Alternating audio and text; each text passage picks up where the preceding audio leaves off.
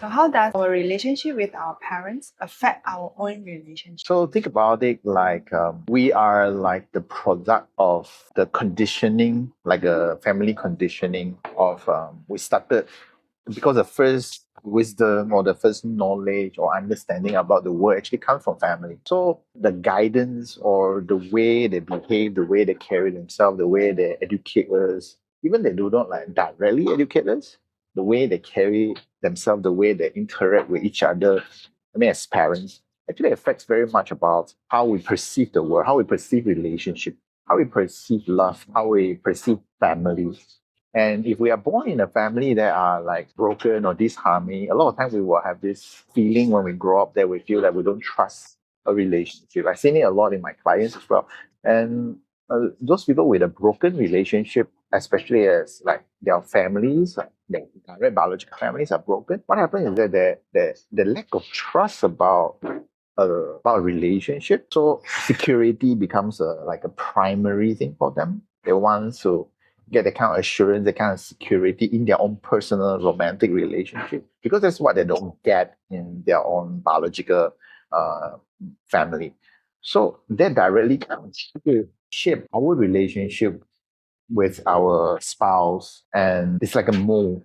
So it's like think about it like a color. For example, like maybe in a broken family, it's a gray color, for example. So you are going to have this perceptions that relationship is gray, family is gray. So there are two choices branching off from this color. So either you believe that yeah, relationship is going to be insecure, it's going to be like disharmony. So it means you embody the first options of yeah, relationship is great. Or second options is actually you fight against it. It means you do not want to be great. You want love. You want to prove that I can get love. I can get care from a family out there. Then you want to. It means you will be fighting great. You want to be maybe white, for example. And that wanting to be white is still driven of the denial of the gray that you have been brought up with. So that is also kind of shape or catalyze your choice wanting to be white. So this person who wants to be white, well, typically look out for a romantic relationship that brings security, that brings harmony, because that was driven by your own family that are like kind of broken. This is just one example. So it means that our relationship with our parents or the relationship in between them actually kind of shape our worldview, shape our belief system, shapes our personality, our mindset about how relationship works or how to interact with each other. So let's say another example. I have a client that have this abusive relationship with the parent kind of abuse them verbally, sometimes a little bit physically. I think it's quite common in some families. People, like parents scold us. Sometimes to an extent it's too abusive, and that relationship make this person, this kind of mind, that she felt abused, she felt not being loved, yes, but she actually grow up doing the same to her own partner. Why? Because in her own worldview is how they have been treated her was a form of love, even though she doesn't like the approach.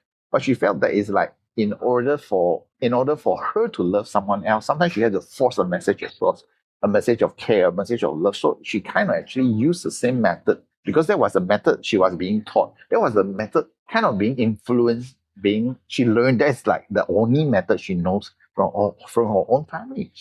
So she actually carried the trait of abusive trait, even though she doesn't want it, but she carry forward the abusive trait inside her. She kind of inherit that, and then she actually do that to her own romantic relationship, and that kind of suffocates her own partner. She doesn't realize it until way later that she kind of like having this following the same footsteps after her own parents. That is a very typical example of how our relationship with our parents kind of shapes our relationship with our own partner, our own spouse. My parents, they are loving, they care for each other, but they always argue. So, and when I brought up, growing up, I just don't like the idea of argue. They can Yeah. argue in many, many things. And I Conflict avoider. Correct. So I choose the other way that I mean I as you share, I reflect back my relationship previously is we try not to argue. We don't even want to talk about it.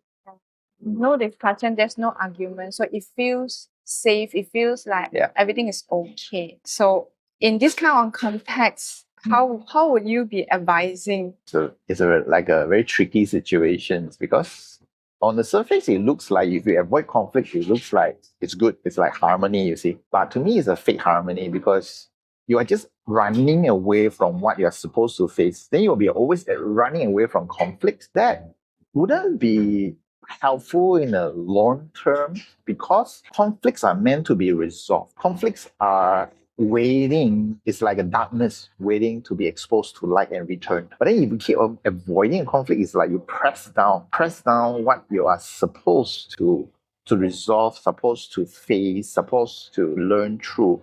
You push it all down. So it becomes a form of suppressions. So on the surface, it looks like harmony, but it's fake because inside you have just so much of suppressions, and that suppression will create disease in the body, will create disharmony in the long term. So this type of person normally, well, well, feels like very gentle, like on the surface, but basically they bottle up all their emotions inside them until a point that they will actually explode. So you see, a lot of this kind of influence from the parents is actually trying to teach us something, trying to make us realize something about us, something to balance off from within.